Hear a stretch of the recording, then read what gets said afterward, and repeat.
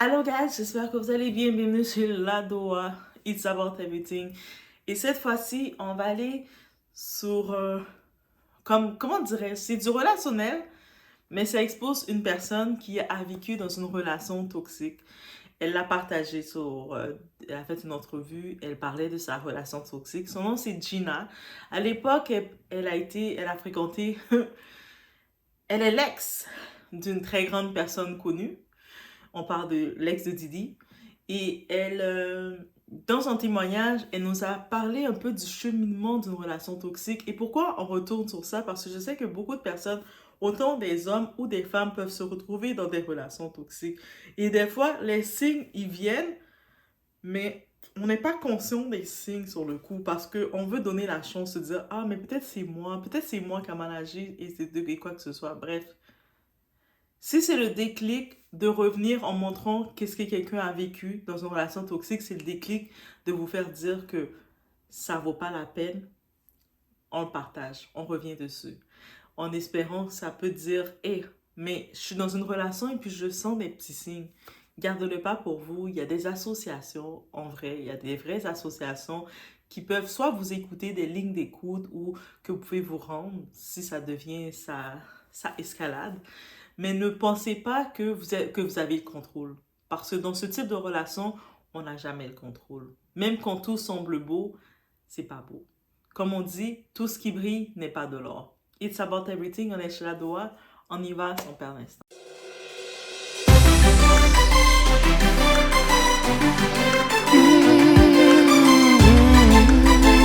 Les 4 premiers mois, il était vraiment gentil, mais après, il est devenu un connard. Pendant les 3 ans et demi suivants, il était méchant avec moi. Il était abusif. Il me rabaissait constamment et m'abusait mentalement, émotionnellement et physiquement. Vraiment? Quel salaud. Il me comparait toujours à Cassie, disant que j'étais la mauvaise et qu'elle était la bonne. Il était avec vous deux en même temps? Oui. Quel salaud. À un moment, j'avais beaucoup d'acné et il m'a dit plusieurs fois, « Bébé, pourquoi tu ne vas pas voir un médecin? » Je ne sors pas avec des femmes qui ont des boutons sur le visage. Oh.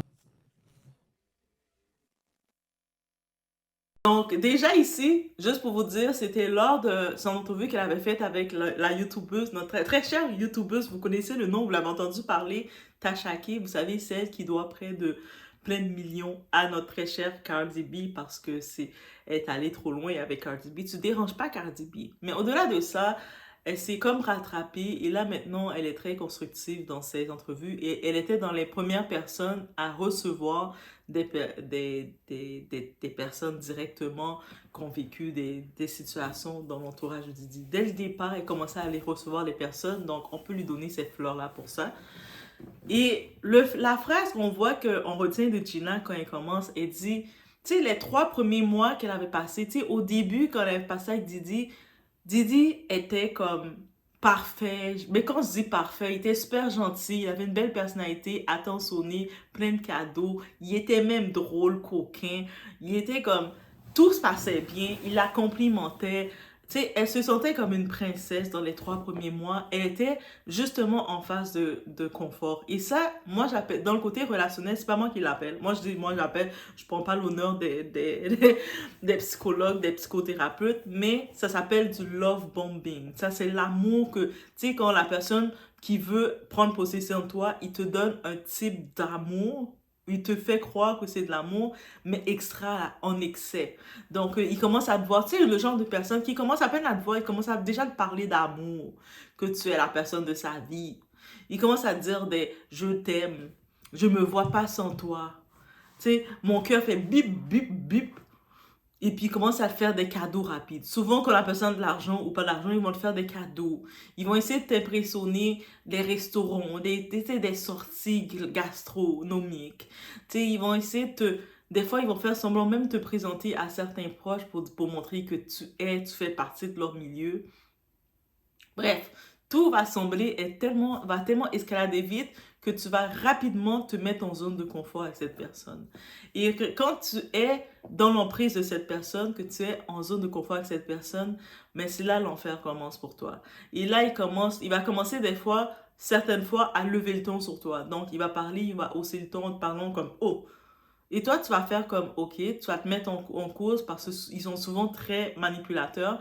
Ils vont dire «Mais si je me suis énervé sur toi, mais c'est ta faute, tu comprends jamais». Tu sais, ils vont dire des trucs comme ça. Et puis des fois, ils vont mettre un peu d'autorité en disant, en se faisant passer pour «Mais si je mets de l'autorité, parce que tu sais, c'est moi l'homme». Ah, tu comprends? L'autorité. Il va mettre l'autorité. Sinon, qu'est-ce qu'il va faire? Ils peuvent faire encore manipulation. Ils vont agir, avoir des comportements malsains envers toi, mais essayer de le faire passer comme étant non, mais c'est pas que j'étais malsain avec toi en vrai. C'est toi qui l'as cherché. C'est un peu toi le problème. Et puis aussi, il va t'exiger des choses. Il va devenir tout ce qu'il t'avait donné, des cadeaux qu'il t'avait fait, il va les reprendre, il va te le faire payer. Donc, tout ce qu'il t'avait fait, il va te le faire payer. Et ça, c'est à noter le tout. Parce que beaucoup de fois, on se laisse emballer. Ah, mais il m'amenait sortir pendant un moment, il faisait ci pour moi. Et là, toi, tu sens que t'es redevable, normalement. Et quand tu sens redevable, mais lui, il va en profiter de te le faire payer. On triple. Donc, mais toi, tu vas garder le souvenir qu'il avait fait ci pour toi. On reconnaît quand quelqu'un a voulu nous faire du bien, même si c'était un bien déguisé. C'est pour ça que, des fois, que beaucoup de gens, ils prennent du temps à réaliser que ça fait pas du sens. Ce type de relation malsaine, il va jamais t'encourager à progresser ou à aller de l'avant, mais il va toujours te conditionner, t'isoler. Il va faire en sorte d'essayer de parler à tes proches. Ah, mais c'est elle le problème. Tu sais, il va facilement essayer de passer au travers toi, aller par exemple voir tes proches, essayer d'aller s'approcher de tes proches en venant comme si c'était un bon parti. Ah, mais vous connaissez votre fille, elle s'énerve toujours, hein. C'est votre fille le problème. Mais en vrai de vrai, en vrai de vrai, c'est lui. Et puis devant tes proches, il est comment? Devant tes proches, il va être très doux. Devant tes proches, il va être, comment dirais-je, il va montrer comme, limite, c'est le cool guy. Il est trop cool, trop adorable, trop patient avec toi et tout. Et c'est toi le problème, en vrai. Et souvent, les proches, il y a des proches qui vont dire, ah, mais c'est un bon parti. Tu sais, comme, arrange les choses. Et toi, tu vas te remettre en question, tu vas douter. Des fois, même, il va même, après, moi, je dis toujours, après qu'un homme commence à lever la main sur toi, faire la manipulation, tous ces types-là, la prochaine étape que ça escalade, c'est le physique. Et il faut pas laisser ça que ça arrive. Et même quand ça arrive, ça peut être sur une pression que ça arrive. Mais dès que ça arrive une fois, c'est terminé. Prenez pas de chance. Oui, c'est facile à dire, c'est terminé. Vous allez me dire, mais tu sais, l'amour et tout. Ah, moi, je me dis des fois, peut-être c'est moi qui n'ai pas connu l'amour. Parce que moi, comme je suis très catégorique, là, je suis tellement catégorique que je me dis, ah, j'ai pas encore trouvé mon âme sœur. Peut-être quand je vais trouver mon âme sœur, je vais être très patiente et tolérante. Mais il y a tellement de signes quand je regarde concernant l'amour ne fait pas mal. C'est une chose que je sais. Quand tu es avec quelqu'un que tu dois être, il n'est pas supposé te faire mal. Il est supposé te faire du bien. Comme oui, vous pouvez avoir des petites disputes, avoir des malentendus, avoir des moments que chacun veut être dans son coin, chacun veut se retrouver. C'est tout à fait normal. Comme être humain, on a besoin de se retrouver tout seul. Mais quand tu es avec quelqu'un qui t'écrase, qui t'humilie, qui te fait du mal, qui pense que ton corps l'appartient. C'est pas parce que tu dis oui une fois à quelqu'un que ton corps l'appartient. Même si que tu déciderais de te marier à quelqu'un, ton corps ne l'appartient pas. Et bon, il y a certains types, le type narcissique, ils se disent que tu les appartiens. Alors que eux autres même, ils sont des petitesses dans ce monde. Ils n'appartiennent même pas à ce monde tellement qu'ils ne servent à rien au monde.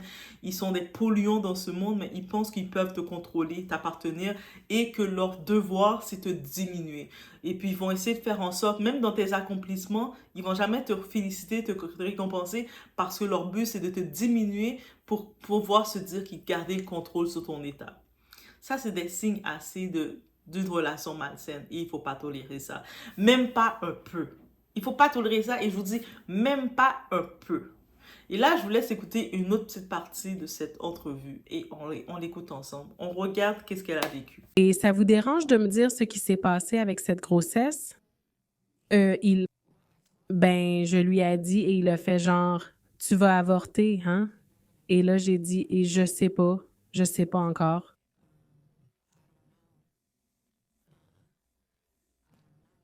Puis il m'a proposé 50 000 pour m'en débarrasser. Mais j'ai refusé parce que je l'aimais trop. J'essayais juste de prouver que j'étais pas ce genre de fille.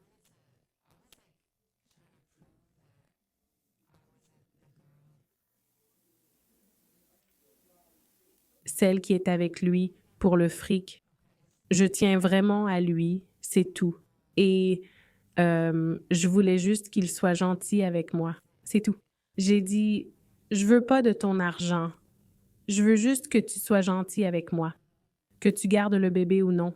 Donc, on peut dire qu'il s'est comporté comme un connard.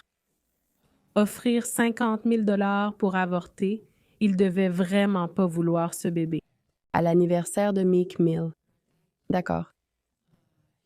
Il a fait une fête dans un manoir où on est allé.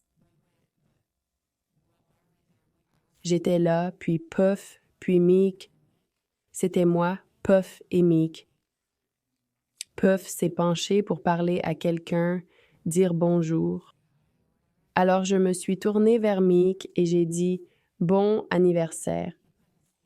Il a tendu la main et a dit « Merci ». J'ai donc pris sa main et l'ai serrée. En serrant la main de Meek, il s'est retourné, l'a vue et s'est fâché. Quelle beauté. Merci beaucoup. Je voulais vous demander, je veux attendre 3 heures du matin. Je sais que tu parlais de photos de filles nues qu'il avait, genre pendant votre relation. Sa nounou, ou je sais pas, elle s'appelait Nikki, je crois. Je l'ai vu lui envoyer des photos de son vagin, et quand j'ai demandé, il a dit « Tu t'attends à quoi? Tu couches avec une rockstar. » C'est ce qu'il me disait souvent. Mais je le voyais traiter d'autres femmes mieux que moi. Jamais un homme ne m'avait frappé avant. Il me frappait et c'était comme un va-et-vient constant avec lui.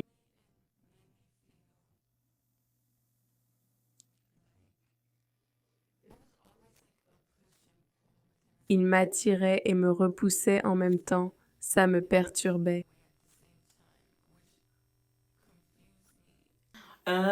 Cette femme n'a pas fait un an avec lui. Je pense qu'elle a fait 9 mois ou 11 mois. Bref, elle n'a pas fait moins d'un an avec lui. Il l'a forcé à rompre une grossesse parce que il a des relations avec elle et elle était tombée enceinte de lui. Moi, je me dis que oui, c'est un traumatisme qu'on te force à faire quelque chose contre ton gré, qui reste de rompre quelque chose comme ça reste en toi. Mais le truc, c'est peut-être aussi une libération pour elle d'être libérée de lui. On peut le voir comme ça. Je sais, certaines personnes vont dire, ah, mais elle pouvait avoir de l'argent de lui, mais l'argent ne donne pas la paix. Vous pensez que les mères des enfants de ce type-là ont la paix? Et souvent, ce type d'homme, pour lui, il voulait, comme c'est un contrôlant, il ne voulait pas qu'elle ait son enfant, donc il a été dans le contrôle. Mais la plupart de ce type d'hommes, pour pouvoir garder le contrôle sur la femme, des fois, soit ils peuvent te forcer à mettre fin à ça, ou soit te, te faire un enfant. Ça devient une menace. Je vais te faire un enfant. C'est pas comme on va faire un enfant. Je vais te faire un enfant. C'est une menace. C'est limite. Il y a des hommes qui vous menacent comme ça, mesdames. Il faut prendre au sérieux. Surtout quand vous voyez que l'homme, c'est un incompétent dans la vie. Vous savez que l'homme ne travaille pas, il n'est même pas capable de se nourrir, de se prendre en charge. Et puis, il vous dit, je veux te faire un enfant. Dites-vous qu'il est en train de vous menacer. Il veut briser votre vie et être sûr que de garder un impact sur vous. Et puis, pour lui, c'est ça sa fierté. On se rappelle la phrase qu'Offset disait, ben j'ai gagné. Tu portes je t'ai enfanté. Tu portes mes enfants. T'es ma baby mom maintenant. T'es la mère de mes enfants maintenant. Ben, c'est moi qui ai gagné. Offset disant ça à Cardi B, qu'il avait épousé. Mais dites-vous, c'est comme ça que les hommes, certains de ces hommes ont cette mentalité. Pour eux autres, de vous enfanter, c'est pas pour faire la famille avec vous, pour bâtir quelque chose avec vous. C'est pour garder une emprise sur vous. Leur perversion est aussi grande que ça. Pour le cas de lui, Didi, c'était différent.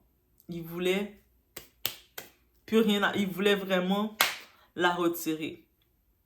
Au-delà de cette relation, qu'est-ce qu'elle en sort avec des traumas? Définitivement, on le voit, c'est une femme qui a des traumas. Qui a encore peur? Parce qu'au moment qu'elle parlait avec Tasha K, elle utilisait un autre nom parce qu'elle avait peur de lui. Parce que quand elle commençait à parler, mais quand justement elle commençait à exposer son calvaire qu'elle avait vécu avec son ex, mais justement, il n'était pas arrêté. Et puis on se rappelle à cette époque, il y avait une certaine Young Miami sur les réseaux qui venait commencer à l'attaquer publiquement, lui dire, tiens, comment oses-tu parler, tu te prends pour qui? T'aimais ça quand il te mettait à quatre pattes. Une autre femme qui disait ça, une autre femme qui parlait qu'est-ce qu'elle avait vécu. Young Miami, elle est aussi coupable. Moi, je vous le dis. Moi, je garde ça en tête. Donc, bref. Qu'est-ce qu'on peut retenir? Ce genre de relation-là, qu'est-ce que ça amène? Que du malheur. Ça amène que des traumas, ça amène que du malheur. Vous pensez que vous allez être capable de gérer. Des fois, on se pense, ah, mais moi, je vais pouvoir le gérer. Tu vas rien gérer du tout. Il va te gérer, en plus de te gérer, il va mettre tous les traumatismes de ta vie que tu vas plus jamais pouvoir te défaire. Vous ne me croyez pas? Demandez à Cassie Ventura. Elle a des séquelles, elle est diagnostiquée comme étant, elle perd la mémoire. Elle a des pertes intenses de mémoire actuellement. Où ce que elle, on la voit fragilisée. Oui, on va dire, ah, mais c'est bon, elle a fait 30 millions. Vous pensez pour ce qu'elle vit maintenant, le 30 millions, ça vaut quelque chose? Oui, c'est sûr, contrairement à d'autres femmes qui n'ont rien du tout, et puis qui ont le trauma, c'est quand même pas pire. Mais c'est cher payé. Son 30 millions ne vaut pas ce qu'elle va vivre avec. Les traumas qu'il a fait vivre. Même, on disait récemment, je vois une entrevue qu'on parlait que Cassie, elle tombait sur certaines vidéos. Elle tombait sur certaines blagues en ligne où ce que le monde faisait des blagues sur l'huile pour bébé et tout. Mais elle, ça la faisait pas drôle parce qu'elle savait qu'est-ce qu'il y a eu derrière ça. Et ça la faisait des frissons. Ça, c'est ses traumas. Elle n'est pas la seule à avoir ces traumas. Et je sais, j'avais vu un commentaire comme ça, quelqu'un me disait, « Ah, mais toi, tu as l'air de vouloir que Didi soit libéré, qui est innocent. » Mais pas du tout. C'est sûr que oui, on veut qu'il soit jugé pour les causes qu'il a faites. C'est sûr, s'il y a une cause qu'on dit que ça, la personne a menti, on retire ça. C'est sûr que oui, on va surveiller l'affaire de près parce que c'est une personnalité publique. C'est une très grande personnalité qui a marqué le monde du hip-hop, qu'on est toutes intéressées par lui. Récemment, je parlais avec des gens de partout, d'un peu partout, on était en train de discuter, on parlait de ce cas-là. Même ma mère et d'autres générations, elle connaît Didi. Elle dit, oh my God, mais qu'est-ce que Didi a fait? Ma mère est en train de me raconter. Ah, ma mère est aussi là, impliquée. Elle aurait pu être là aussi et parler avec vous. Elle est en train de parler de tous les événements. Oh, mais Yassi, quand il y avait ça, ils ont fouillé, ils ont trouvé ça chez lui. Yassi. Moi, j'étais comme, oh. Mais elle connaît l'actualité, elle est de partout. Tout le monde sait ce qu'il dit. C'est une grosse personnalité, qu'on le veuille pas. Oui, ça choque. Oui, on suit les choses de près. Oui, on sait comme que ce soit la date du procès, que ce soit ce qui sort, quand on entend les choses qui sortent, ça nous choque tous. Et qui va dire que non? Mais peut-être qu'il y a du monde, les fanatiques, qui vont aimer, continuer de l'aimer, de la même façon que le démon, il a des supporters. Satan, il a des supporters, guys. C'est sûr que R. Kelly, dans l'industrie, tout le monde savait qu'est-ce qu'il faisait, ces plaisirs qu'il avait.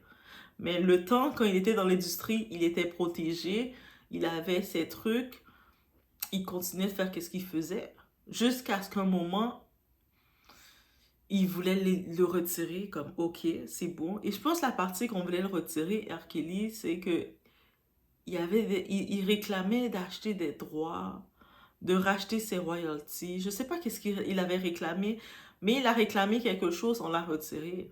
Oui, je sais dans l'industrie, qu'est-ce que ça veut dire, la leçon que ça dit, comme on dit toujours, ah, mais il est noir, c'est pour ça qu'on veut le bloquer. Non, mais parce que pourquoi les noirs, quand ils sont au pouvoir, c'est parce qu'ils doivent écraser d'autres personnes. Ils doivent écraser d'autres personnes de leur communauté. Et c'est ça qu'on doit supporter.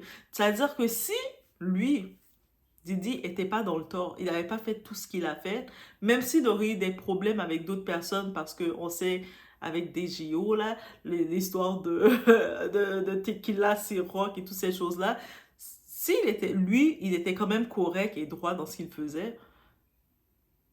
Le pire qu'ils auraient pu faire sur lui, ils auraient pu chercher des mini-scandales, des mini-petites intimidations. On aurait peut-être vu des petits scandales sur lui. Peut-être on aurait vu ces histoires. Si c'était juste des histoires avec ses ex, ça aurait pas fait un scandale. Si on aurait juste entendu que oui, il était avec Cassie, mais il l'a traité comme n'importe quoi. Elle est restée 11 ans avec lui et puis c'était 11 ans d'enfer. Ça aurait été comme, oh, ok, il était vraiment méchant, mais est-ce qu'il aurait eu tout ce qu'il a maintenant? Non. Si c'était juste une histoire de ses relations, non. Mais malheureusement, il y a plein d'autres choses qui sont sorties sur lui. En fouillant sa maison, en regardant les caméras, lui-même qui a mis ses caméras, c'est qui l'a demandé de mettre ses caméras? Si il n'avait pas mis aucune caméra, il n'avait pas mis toutes ses huiles pour bébé, toutes ces choses bizarres qu'il mettait. Et on aurait juste dit, ok, lui là, il est mauvais, il maltraite ses femmes. On aurait dit ça de lui et puis on aurait passé à autre chose. Mais le fait que tout ça sort sur lui, ça fait juste sentir que, hé, tu faisais pas que de la fête. Ou si tu faisais des fêtes, c'est des fêtes très freak que tu faisais là. C'est pas juste c'est des freak off comme tu faisais. Et puis ils le font toutes des freak off. Il n'est pas le seul dans ce univers qu'ils le font. Dernièrement, quand il y avait l'histoire des candidats, des influenceurs qui allaient à Dubaï se chercher un peu d'argent et qui sont encore à Dubaï en train de se chercher de l'argent, on le sait déjà. Mais ça a été exposé, ça a fait le tour, on a été choqués. Et justement, la plupart de toutes ces influenceuses sur Instagram qui postaient devant des beaux bateaux, devant des beaux restaurants, mais elles ont perdu une grosse job. On les a toutes vues maintenant se recycler. Elles sont toutes devenues devant un autre contenu. Elles sont plus rendues modestes. Maintenant, elles sont plus en train de se poster devant. Donc, ça a changé le, le visuel des réseaux. Donc oui, ça fait du changement, ces choses-là. Peut-être dans la musique, maintenant, en voyant comment c'est exposé ce comportement-là, ça va amener un changement dans la musique. Peut-être des artistes qu'on aimait, qu'on n'entendait plus, mais on va les revoir aussi. Donc c'est comme ça que je vois le tout. Et puis en même temps, on revient sur le tout de mettre une sensibilisation sérieuse sur la violence, sur pas la violence en tant que telle, les relations malsaines, d'arrêter de normaliser ça. Tu sais, des fois, j'entends des gens qui sont dans des relations malsaines et puis on va les entendre dire, ah, mais c'est de temps en temps, ça, il faut que ce soit rock and roll, il faut que ce soit un petit peu spicy, il faut que ce soit un bad boy. C'est fun d'être avec un bad boy jusqu'à ce que le bad boy te montre que bad, ça veut dire mauvais en français. Parce que bad boy, ça veut dire mauvais garçon. T'es avec un mauvais garçon et puis t'espères avoir quoi? Aussi simple que ça. La même façon, messieurs, vous décidez de vous mettre avec une bad girl. Vous êtes avec une mauvaise fille et vous espérez avoir un résultat éblouissant. Non. Le mauvais ou le mauvais garçon, la mauvaise fille va vous donner qu'est-ce qu'ils peuvent vous donner. Si c'est ça que vous recherchez, c'est ça que vous avez. Mais si c'est pas ça que vous vouliez, il y a les signes qui sont très présents. Ne les ignorez pas. Et puis, c'est pour ça qu'on retourne sur le témoignage de notre sœur Gina. Et tout ce qu'on peut l'envoyer à Gina, même à distance, c'est de la force et de l'amour. Parce que cette femme, est-ce que vous pensez qu'elle va être guérie? Elle a même fait une chirurgie, là, parce qu'à un moment donné, il l'avait utilisée, là, comme punching bag. Je pense qu'il n'avait pas de punching bag, il n'avait pas ses instruments pour s'entraîner. Et puis, il a utilisé, elle, qu'elle a dû faire une chirurgie pour... Non, c'est pour sa mâchoire. À quel point que tu peux vraiment taper quelqu'un que la personne est obligée d'aller faire une chirurgie pour recoller bien, recoller ton histoire de ta mâchoire. Ouch! En même pas un an de relation. Est-ce qu'ils ont fait un an de relation? I don't know. Peu importe le temps de relation, c'est fou. Et qu'est-ce qu'elle dit et qu'est-ce que la plupart vont dire? Au début, avec ce type de personnes dans les relations malsaines, le début, ça semble toujours parfait. C'est la lune de miel. Tu sais, il va dire des promesses, blablabla, blablabla, bla. Et ça passe vite. Ça, c'est du love bombing, ça s'appelle. C'est un vrai terme, love bombing. Il va donner un excès d'amour. Love bombing, c'est un excès d'amour. Il va te donner de l'amour comme ça. Tu sais, quelqu'un qui te lance des bonbons. Tu sais, des bonbons. T'en veux des bonbons, tu sais. Et puis toi, t'es là, tu reçois. T'as même pas le temps, t'es essoufflé. Et puis le temps que tu reprends ton souffle, c'est terminé. Il t'a donné tout ce qu'il te donnait. Et là, il reprend tout. Et puis il te met plus bas que ce que t'étais. Donc, faites attention à vous. Prenez-le comme vidéo de prévention. OK? Et puis, on regarde la suite. Faites attention à vous.